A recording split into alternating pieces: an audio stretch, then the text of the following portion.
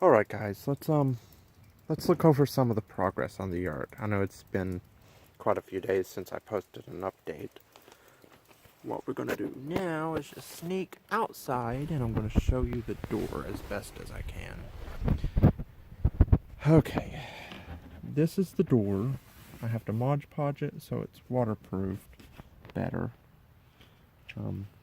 This won't reach the door framing and it's ripped anyways. But I'm not worried about it because I was given a new tarp that's very large. It's very waterproof, and basically I'm just going to do a labor exchange for it. It's coming from my brother, and we try to help each other out when we can. Alright. I did a little bit of framing to the window. I'm going to put a 2x4 in here, and a 2x4 in through here. Then I'm going to paint it, and then I'm going to Mod Podge it. With this bit here, this bit of framing, I'll show you what I'm going to do. I have more of this reclaimed wood, and I'm going to lop it up through here. Then eventually I'm going to get some tin and put it right here because the wood stove is going to sit in this area somewhere.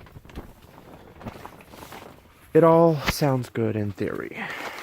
We're going to see how it works in practice. Okay, the framing here, it's holding up very well. It's a lot more secure than it has been. This middle post right here, it's not going anywhere. There's a lot more stability with it. I do need better screws in here because it's still a little wobbly. I mean, I really don't see it going anywhere considering the door's framed in, holding the lattice together. And I have it staked and tied, so it's not going to pull too much one way or the other. Okay, now that we've looked over that, let's look over some of the other problems that aren't going so well. I know the new tarp will fix it, but, and I warn you, this is very sloppy. It looks horrible. Don't judge. Okay, as you see, some of the plastic that I put in here as like extra bits of waterproofing, it flopped down. I don't have it tied in there because I didn't think I would need to have it tied in there. But the door came open last night. With the rain and the ice we've been having, it's just been very detrimental to the integrity of this yurt. And okay, this is what's happened. You see this, all this water, I have to manage to push it to where it goes on the outside of the yurt rather than inside here. But as far as there not being a lot of rain in here, it's actually pretty dry. Okay, so there's the update. Thanks for tuning in. If you have any tips to give me, they will be greatly appreciated because I need them at this point. I have to get this thing looking more presentable, which the tarp will help. And Steve, the high-tech hobo, he gave me some very good advice on how to lift this off the ground.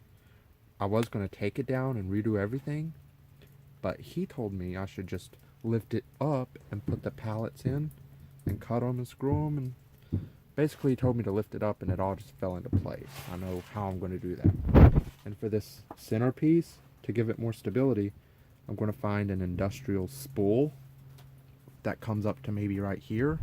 Not only will it give me more stability, because some of them are actually pretty wide, I can use that as counter space and a side table for when I put like a sofa in here.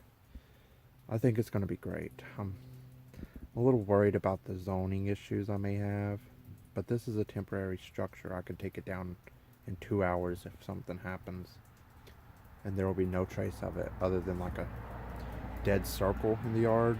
But I'm in a rural area, and there are so many buildings around here that aren't up to code.